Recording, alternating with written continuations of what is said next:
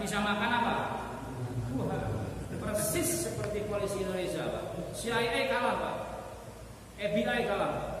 Polisi Indonesia itu hebat, bisa menangkap Tuhan. Dulu di mana di Jawa yang ada yang mengaku Tuhan ditangkap sama polisi Indonesia.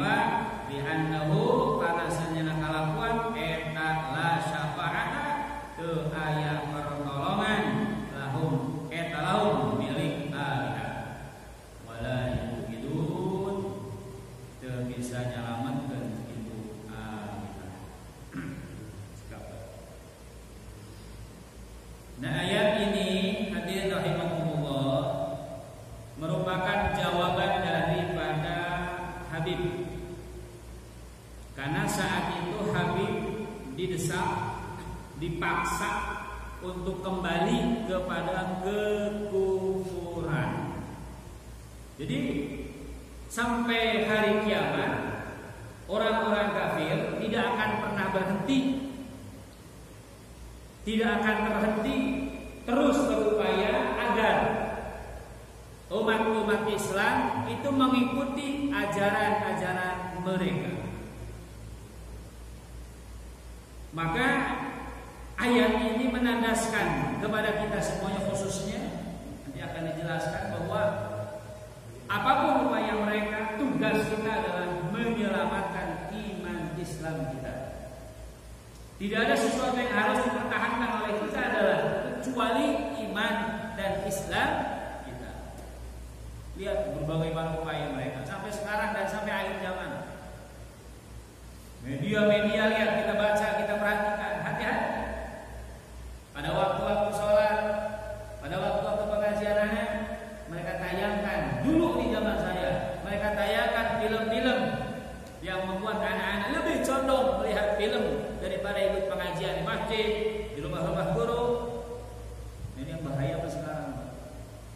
Itu media bisa diam setiap detik bisa mereka buka, mereka lihat. Ini namanya ghazwah fikri, perang pemikiran.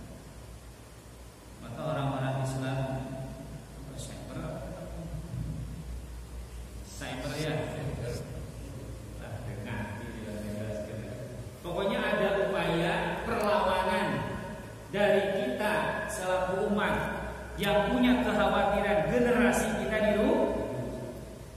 Maka kalau memang situasi sekarang membuat pengajian kita mungkin durasinya jadi lebih sedikit, waktunya jadi lebih jauh, maka tugas kita tidak lain adalah berusaha dengan kemampuan yang ada tetap menghadirkan ilmu-ilmu kepada keluarga kita, anak-anak kita. Jangan dia. Kalau kita diam, waduh bahaya Pak, bahaya. Maka ada streaming dan lain sebagainya. Tetap kita sampaikan pesan-pesan dan dakwah. Ini upaya mereka tidak akan berhenti. Maka kita juga perlawanannya dengan pemikiran juga. Kita punya siasat, punya cara agar setiap yang kita lakukan bisa membenteng pengaruh-pengaruh yang tidak baik bagi generasi kita. Ya alhamdulillah majlis ini membuat suatu terobosan bagi kita.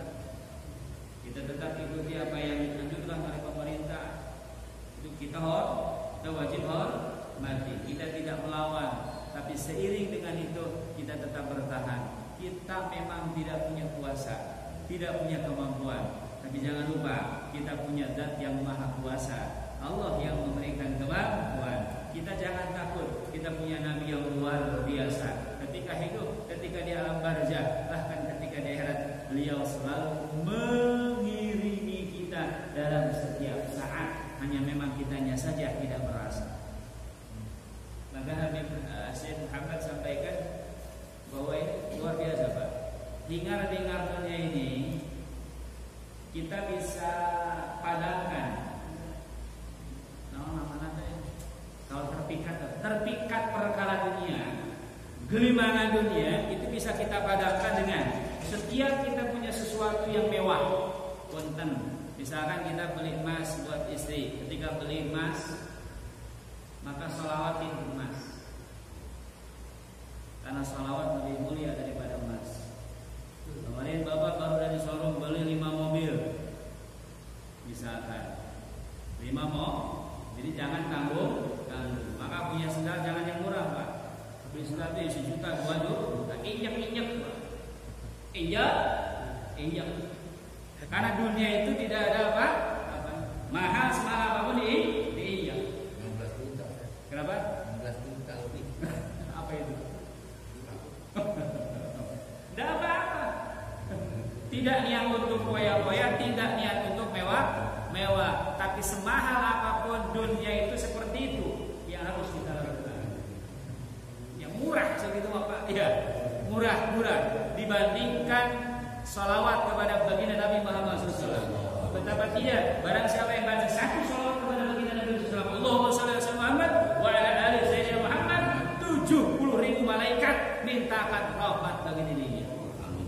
Sallallahu alaihi wasallam.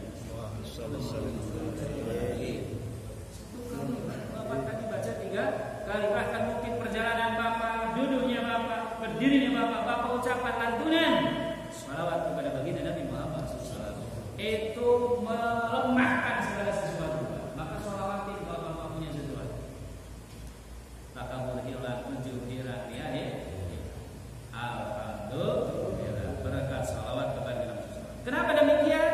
Karena sebab Nabi sampai segala nikmat kepada hamba Allah Subhanahu wa taala. Tanpa Nabi tidak akan sampai nikmat kepada makhluk Allah Subhanahu wa taala.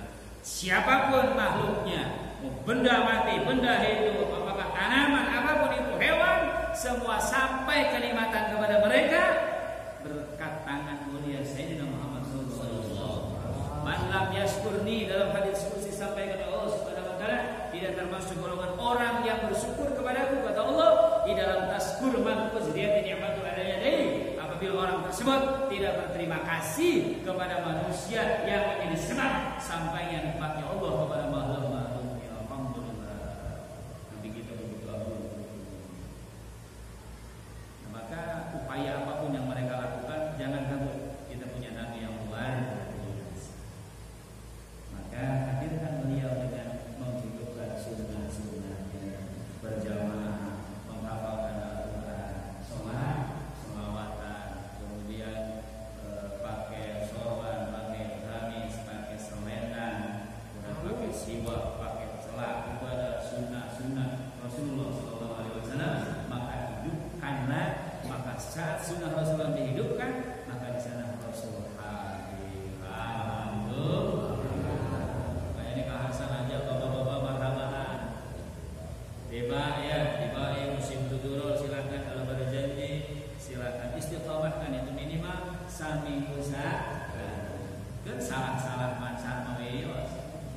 itu mah adalah bukan Al-Quran ya, syair-syair yang mengagumkan baginda Nabi Muhammad.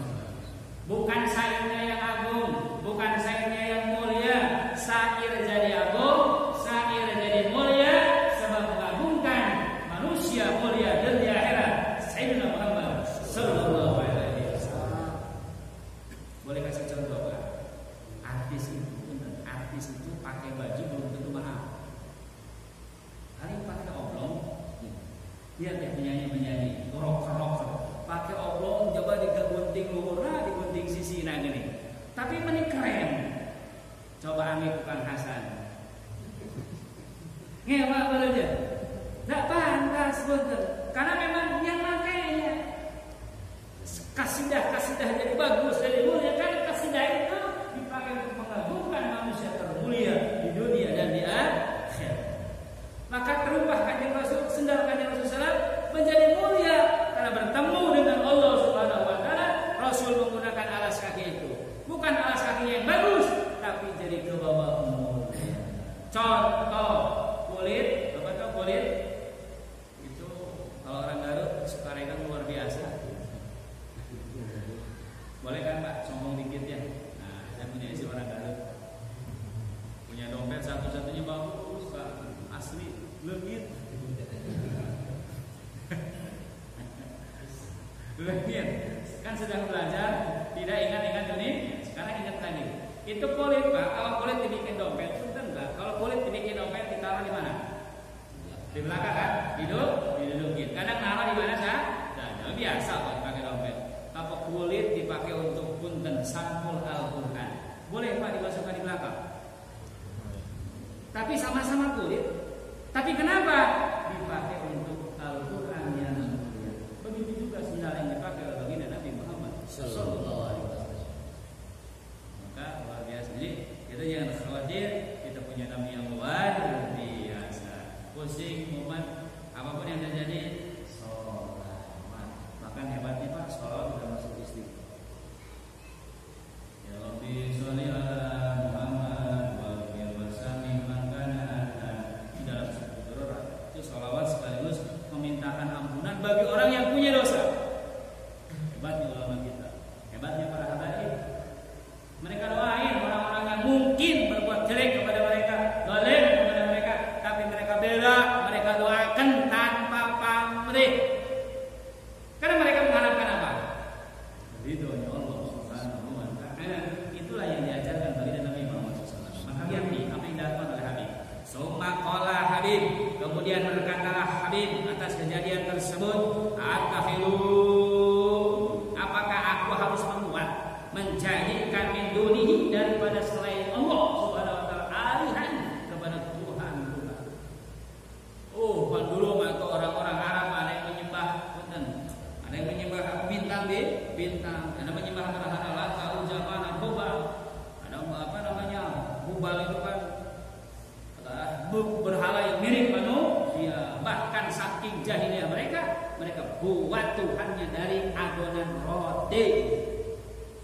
Jadi mungkin biar apa ya namanya? Bentuknya mudah ya, sebagaimana apa yang dia maksud. Hanya lucunya kalau ibadahnya lama terasa apa? Perih betul. Persis Pak itu sampai jahit-jahit sampai seperti itu. Digelapin ruangannya, mungkin tak apa ritual yang dia lakukan. Berarti hebat kan? Hebat bisa makan apa? Persis seperti polisi Indonesia Pak. CIA kalah Pak. FBI kalah. Polisi Indonesia itu hebat, bisa menangkap Tuhan. Dulu di mana di Jawa yang ada yang mengaku Tuhan ditangkap sama polisi Indonesia, diadili. Oh, Tuhan dia. Persis zaman dia memang begitu dulu gitu.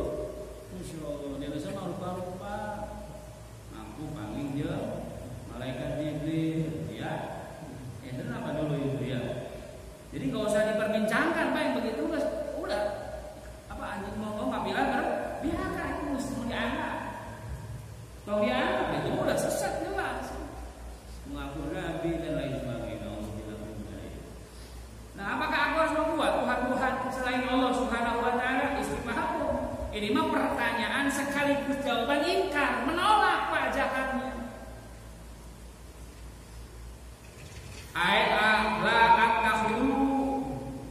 Aku tidak akan menjadikan min dunihi selain Allah. Nah, dipertaruhkan Pak imannya. Dipertaruhkan imannya. Seperti imannya siapa itu budak kalian? Bilal ya, Bilal bin Rabah. Itu Bilal bin Rabah luar biasa. Beliau sembunyi-sembunyi iman kepada baginda Nabi Muhammad SAW. Beliau sholat sembunyi-sembunyi. Akhirnya ada melaporkan, ada mata-mata, ada inti disampaikan kepada Umayyah. Kemudian beliau disiksa habis-habisan agar kembali kepada kekufuran. Tapi beliau menolak. Siksa apapun dia hadapi, digeser, diseret, ditindih dengan batu besar. Dilihat oleh Sayyidina Abu Bakar As-Siddiq, kemudian dibebaskan dengan harga 3 kali lipat. Alhamdulillah. Kita alhamdulillah sampai begitu ya. Iya kan? Berkah para ulama ya, berkah para kiai, maka tugas kita minimal mendoakan mereka. Biar ulama yang berjuang, kita doakan, kita tetap jadi seorang muslim yang taat kepada Allah Subhanahu wa taala. Mudah-mudahan dengan begitu kita mendapatkan hidup yang sesuai yang kita harapkan. Ini perlawanannya luar biasa kalian. Iyuridur Rahman, kalau memang Ar-Rahman, Allah Subhanahu wa taala yang memiliki sifat Rahman. Nah ini Habib ini masih sudah mata besar Pak, diancam, dikriminalisasi, tapi tetap Pak, dia sampaikan Ar-Rahman, tidak lahir.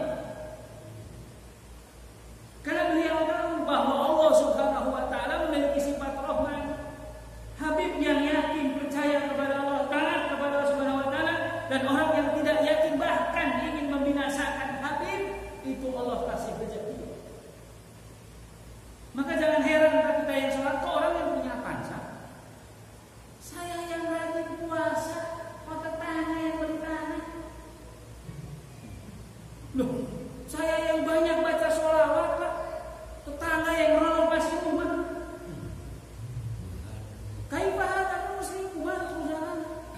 Itu yakinan Allah, itu bahwa. Maka jangan pernah menanyakan Pak, doa enggak, jangan pernah ditanyakan. Sholawat jangan pernah ditanyakan. Saya udah sholawat, udah jalan 3 bulan. Kok begini-begini aja ya? Apa salah sholawat? Oh berarti gagal. Saya udah doa terus kok masih gini-gini aja ya? Gagal Pak. Karena Allah Subhanahu wa taala Allah itu bagaimana sangkaan hamba. Orang masuk ribu, yang ribu. Ini enak seribu.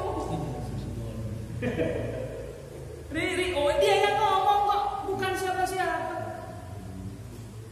Apa susahnya saya ini paling senang. Betul. Napas kita enak masuk, gak ada apa-apa. Keluar masuk begitu saja tanpa dipikirkan.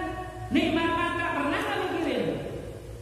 Pak udah 2 bulan nih, udah 3 bulan, servis belum mata. Andai kata hati ini made in China, Pak, oh nggak hujan Pak, hancur. Ini made in siapa? Allah Subhanahu wa taala, buatan Allah Subhanahu wa taala. Hakikat semua ciptaan Allah. Tapi lihat, kalau ciptaan Allah melalui produk manusia itu fanaun. Bapak sampai sekarang berapa ganti sendal? Berapa kali? Bolak-balik. Bapak mah sekali beli sendal 2 kan? Iya. Itu sendal ganti terus, tapi kaki sama bolokot tekuru disikat bebeakan, tekuru digelap karena rimsok. Tapi cukup dikosok-kosok bareng dengan pacul bersih, suku heran. Ya, coba tapakuri Pak. Pak Beko, saya kalau lewat Cipularang di malam ini saya mau berangkat Pak, mau doain. Besok saya ada mauludan di Garut. Itu Cipularang Pak, itu gunung sampai keruk Pak. Tanah ini tapi hebatnya, kekuasaan Allah Pak. Itu tanah kalau sendok aduh pakai tong pacu lah gede pakai korek itu kan benar. Tapi pincak buku saya beban bahasa itu 75 kilo Pak. Tapi nanti kebros Pak. Ya, ya dipacu kan benar. Tapi ditincak kurang nanti kebros. Pagi. Oh ini musim hujan Bapak melak jauh, melak buah, kemudian melak gedang. Hujan, pas panen rasanya beda apa sama? Kan cairnya sama, airnya sama kok rasanya beda. Itu kuasa siapa? Allah Subhanahu wa taala. Apakah pernah kita ketika makan ingat sama itu? Allah.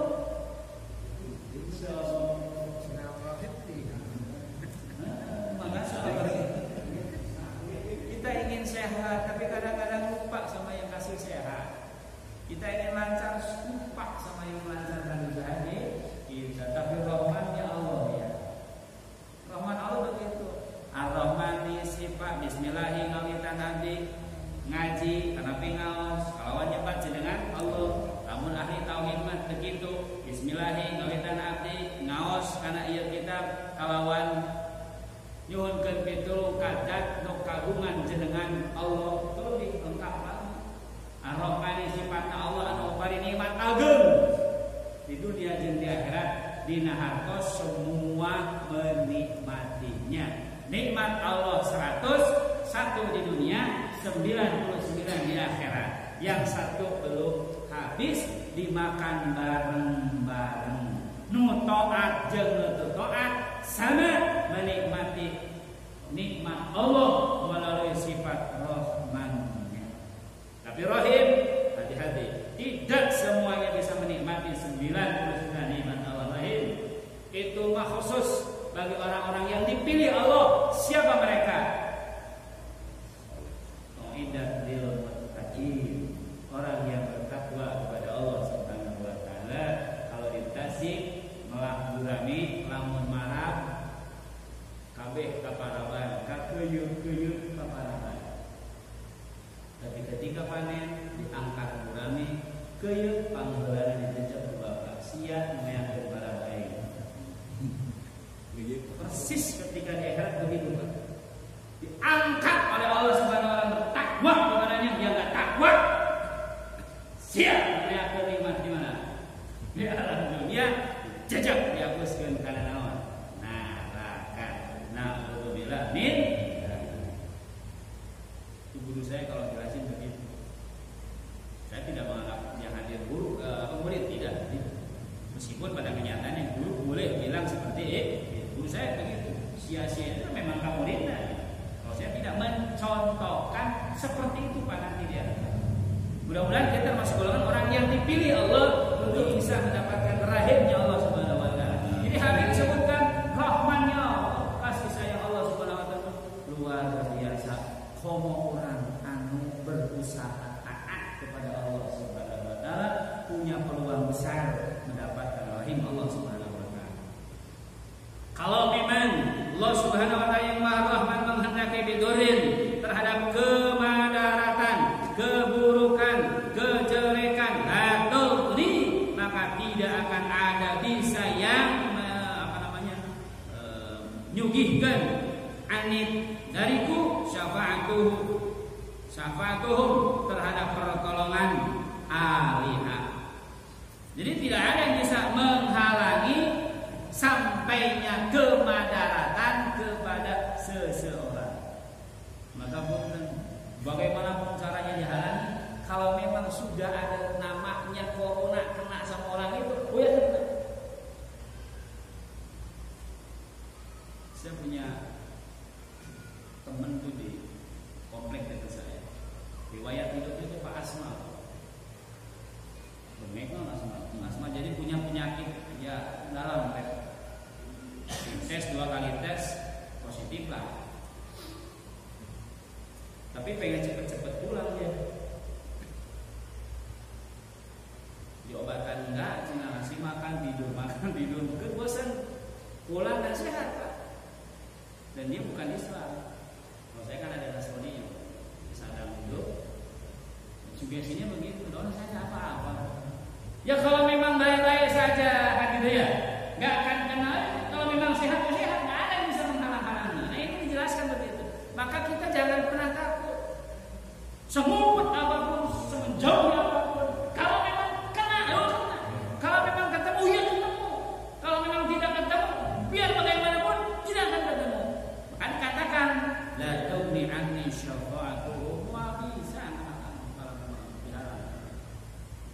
Ada orang ngumpet ke dalam peti, dikunci. Takut datang malaikat Israel. Macet kunci apa? Maut. Kan dalam kisahnya kan Nabi Sulaiman alaihissalam. Jadi ada jamaahnya di pojok. Jamaahnya maju. Ya Nabi Allah, itu siapa sih di pojok ngeliatin mulut? Dari saya duduk nih, tuh ngeliatin mulut. Itu Israel.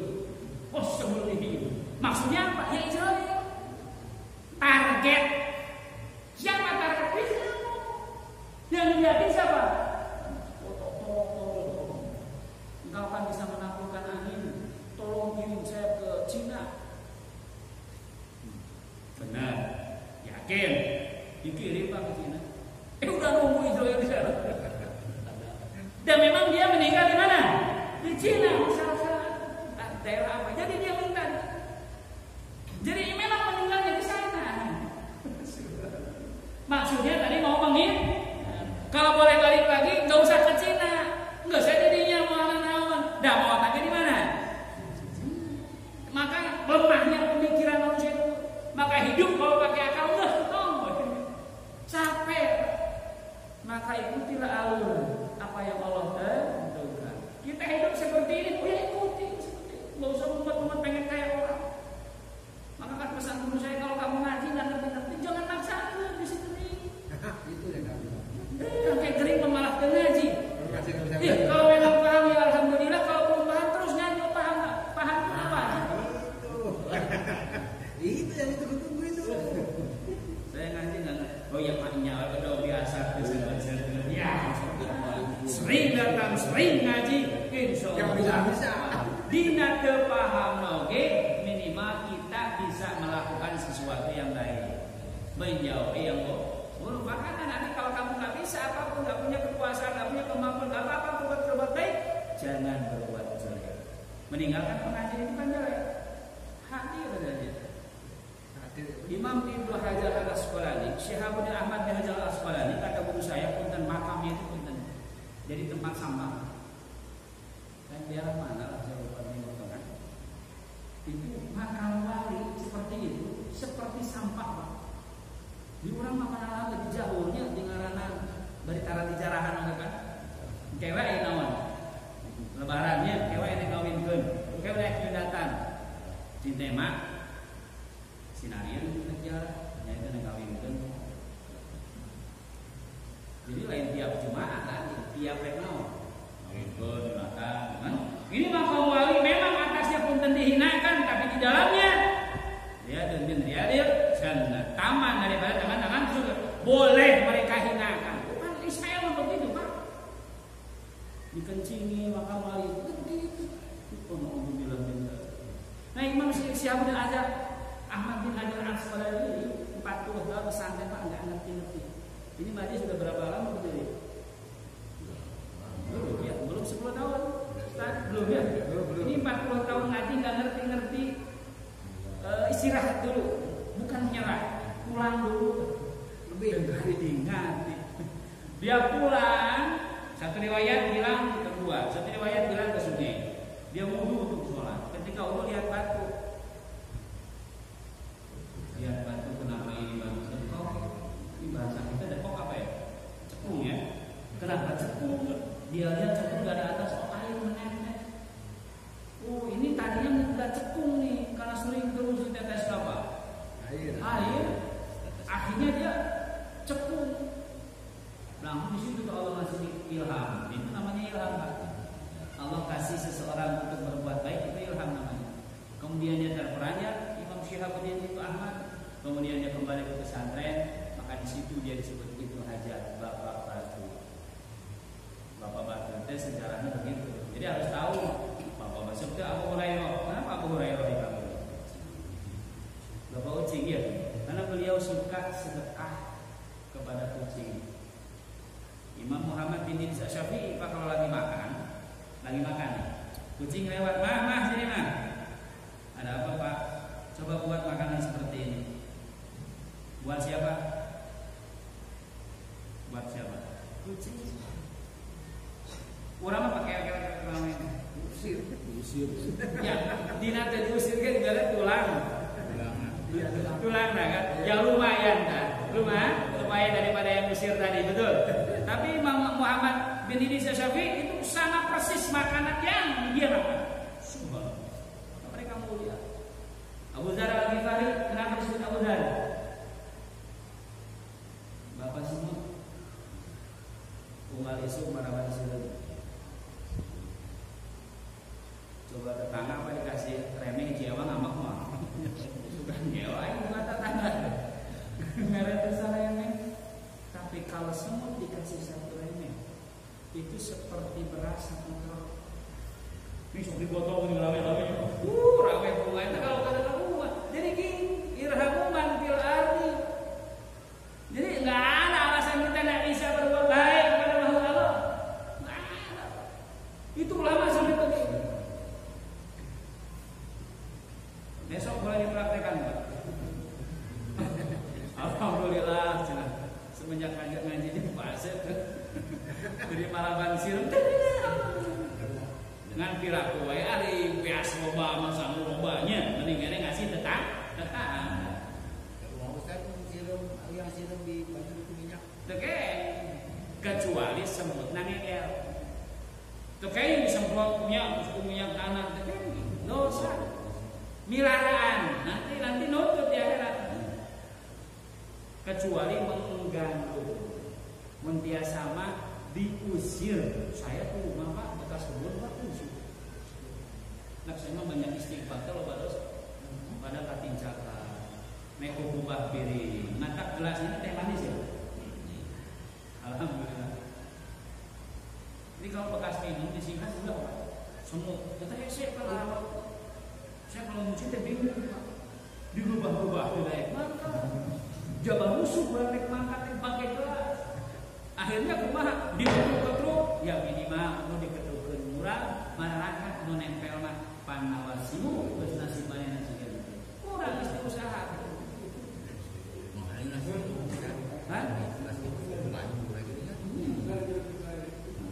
Bahkan cek guru abdi lamun kue ku sileung ulah diketuk-ketuk. Kurang kali tiup di poe. Sireung teu ngadahar kue garing.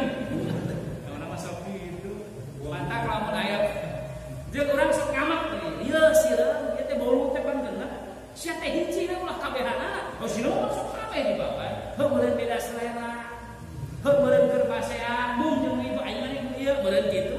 Cek guru abdi mah ulah dikeubah-keubah. Tuhnya jeung ahli tasawuf mah kitu. Bariheun cenah maneh teh mere atuh kana teh mah geus kumpul.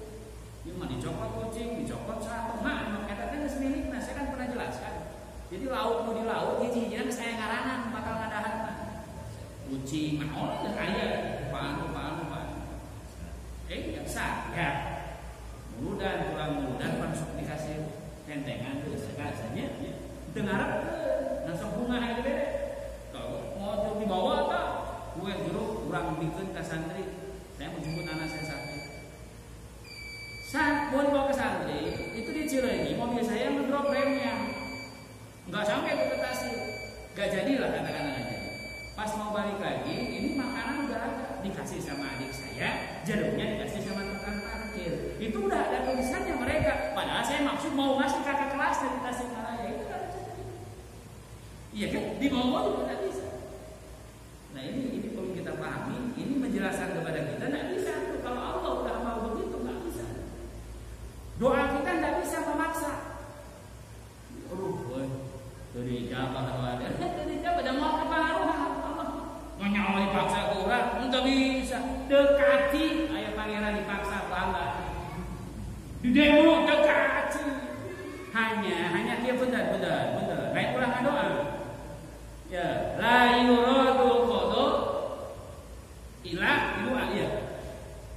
Tidak bisa ditolak kepastian Allah kecuali dengan doa. Kata Imam Ghazali tidak sampai di situ, Pak. Ad-du'a'u minal qada. Kita doa itu bagian dari qada Allah. Jadi Allah. Jadi orang minta tolong kepada Allah, minta diselamatkan kepada Allah, itu juga bagian dari qada Allah. Lain doa memaksa Allah lain. Kita doa juga dikersakan berusaha. Allah jadi Allah lain doa kurang sedikit pun tidak wahdaniyatul af'al. Allah satu dalam perbuatan boga daya tapagawe lintang Gusti Allah, tidak ada yang bisa berbuat kecuali Allah. Apapun itu yakini dalam hati. Ngan namun kejelekan ulah disebut-sebut. Siapa gawe teh mabok wae keun bae lain mabok ku Allah. Tah teh kenging sebagai subul adab teh kenging. Tapi hakikatnya usaha. Gua mabok di doakeun gua. Nya bisa urang nyarek mane mabok teh mabok keun bae lain mabok ku Allah. Memang gua subul adab enggak boleh disebut. Sesuatu yang jelek jangan disebutkan dari Allah, tapi aku kesalahan di diri, kebodohan di diri. Tapi yang baik-baik, fa amma bi ni'mati rabbika hadis. Ya nikmat sebutkan. Itu tanda syukur kepada Allah Subhanahu wa taala. Ini luar biasa.